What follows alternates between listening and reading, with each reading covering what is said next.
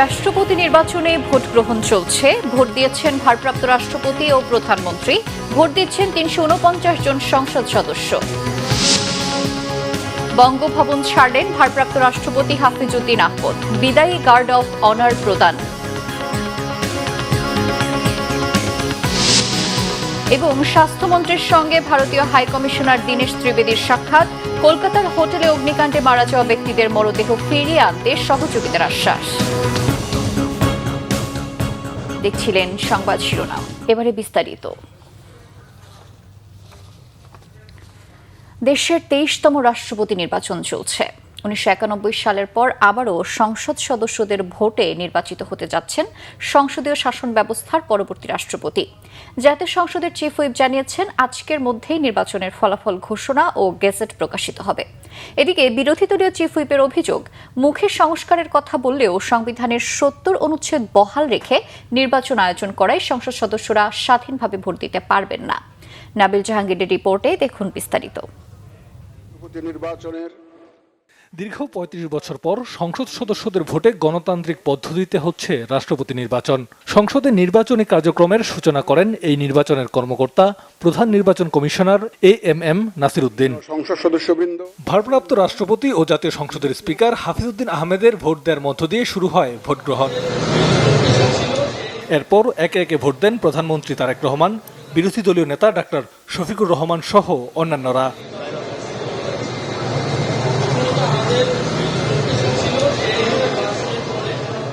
২৩তম রাষ্ট্রপতি নির্বাচনে ক্ষমতাসীন দল বিএনপির প্রার্থী মির্জা ফখরুল ইসলাম আলমগীর, অন্যদিকে জামাত নেতৃত্বাধীন ১১ দলীয় ঐক্যের প্রার্থী অবসরপ্রাপ্ত কর্নেল অলি আহমেদ। জাতীয় সংসদের চিফ হুইপ নুরুল ইসলাম মনি জানিয়েছেন, গণতান্ত্রিক চর্চা বজায় রাখতেই এই নির্বাচন। সংসদ সদস্যদের উপস্থিতিতেই বেসরকারি ফলাফল ঘোষিত হবে। নির্বাচন শেষে গেজেট প্রকাশিত হবে আজই। ৬টা আসনে বসবেন এবং সাহায্যকারী যারা থাকবেন তারা সেখান থেকে কাগজ নিয়ে, ব্যালট পেপার তাদের কাছে নিয়ে যাবেন।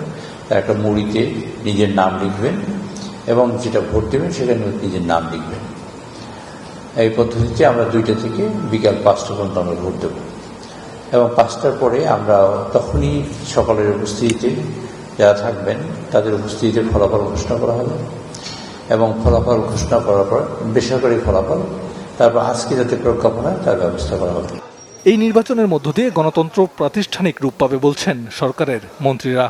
গণতন্ত্রকে প্রাতিষ্ঠানিক রূপ দেওয়ার জন্যই আজকে তিনি এই ব্যবস্থা গ্রহণ করেছেন এবং এই নির্বাচন প্রমাণ করে যে গণতন্ত্র আজকে প্রাতিষ্ঠানিক রূপ পেয়েছে। পুরো বাংলাদেশের ১৭ কোটি মানুষ কিন্তু আজকে ইতিহাসের সাক্ষী হয়ে থাকবে।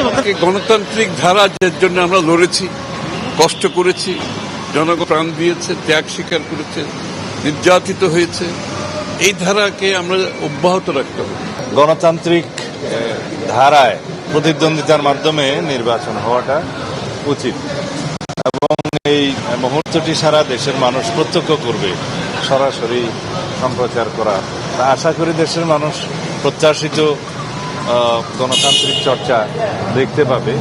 আমরা জুলাই জাতীয় সনদে যেভাবে এগ্রিড হয়েছি ওইভাবে যদি ৭০ অনুচ্ছেদ সংশোধিত হয়ে যায় এবং তার পরবর্তীতে যখন রাষ্ট্রপতি নির্বাচন হবে তখন সেই ৭০ অনুচ্ছেদ অনুসারে হবে, কিন্তু এখন তো সংবিধান সংশোধন হয়নি।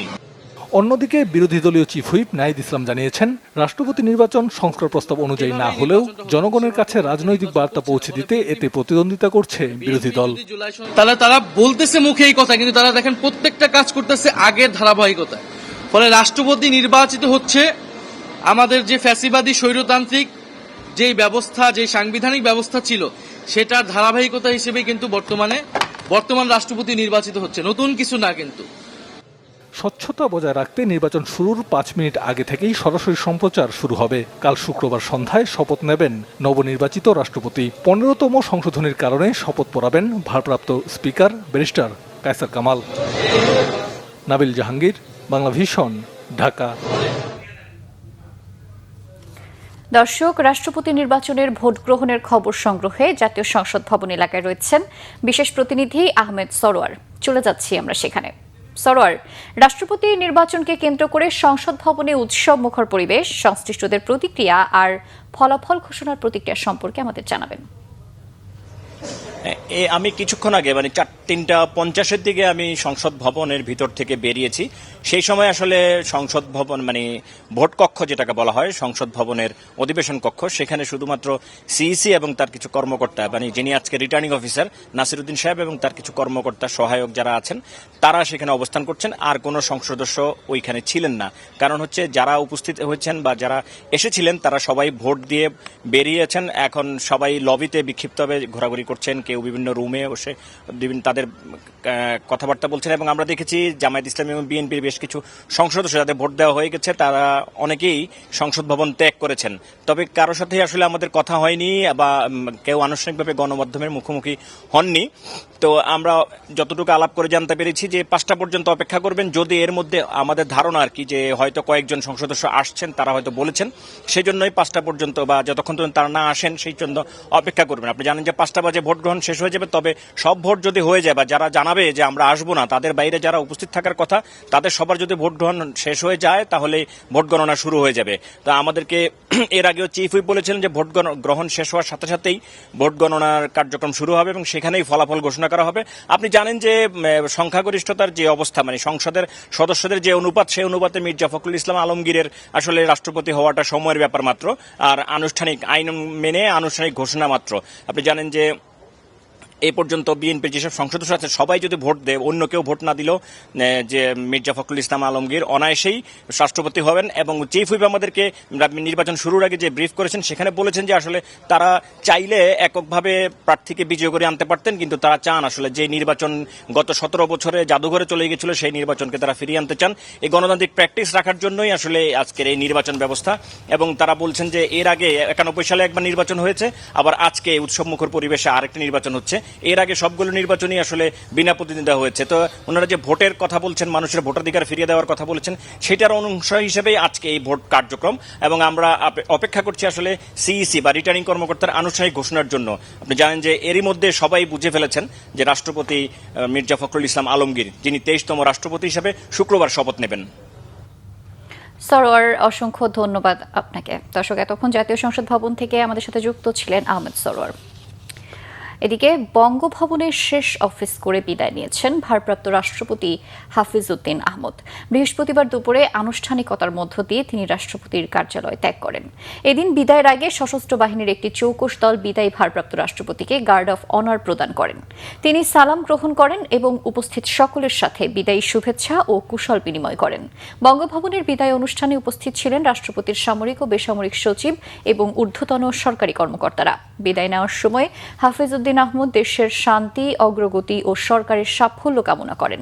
এরপর তিনি বঙ্গভবন ত্যাগ করেন। গত 24 জুলাই তৎকালীন রাষ্ট্রপতি মোহাম্মদ শাহাবুদ্দিন পদত্যাগ করার পর সংবিধানের 54 অনুচ্ছেদ অনুযায়ী জাতীয় সংসদের স্পিকার হাফিজ উদ্দিন আহমদ ভারপ্রাপ্ত রাষ্ট্রপতির দায়িত্ব গ্রহণ করেছিলেন। গত প্রায় 1 মাস তিনি রাষ্ট্রপ্রধানের দায়িত্ব পালন করেন। এদিকে শুক্রবার সন্ধ্যায় নতুন রাষ্ট্রপতির শপথ গ্রহণ অনুষ্ঠানের কথা রয়েছে। কলকাতায় হোটেলে আগুনে 7 বাংলাদেশি নাগরিকের মৃত্যুর ঘটনায় গভীর দুঃখ প্রকাশ করেছেন ঢাকায় নিযুক্ত ভারতীয় হাইকমিশনার দীনেশ ত্রিবেদী। দিল্লির পক্ষ থেকে নিহতদের পরিবারকে প্রয়োজনীয় সব ধরনের সহযোগিতার আশ্বাস দিয়েছেন তিনি। বৃহস্পতিবার সকালে সচিবালয়ে স্বাস্থ্যমন্ত্রী সর্দার মোহাম্মদ সাখাওয়াত হোসেনের সঙ্গে সাক্ষাৎ শেষে সাংবাদিকদের এসব কথা জানান ভারতীয় হাইকমিশনার। দীনেশ ত্রিবেদী বলেন, কলকাতার অগ্নিকাণ্ডে বাংলাদেশি নাগরিকদের মৃত্যুর ঘটনায় তারা দুঃখিত। ভুক্তভোগী পরিবারগুলোর জন্য প্রয়োজনীয় সবকিছু নিশ্চিত করা হবে। সাক্ষাৎ শেষে স্বাস্থ্যমন্ত্রী সর্দার মোহাম্মদ সাখাওয়াত হোসেন জানান, প্রধানমন্ত্রী তারেক রহমান ভারত সফরে যাবেন। দিল্লির এমন প্রত্যাশার কথা জানিয়েছেন দীনেশ ত্রিবেদী।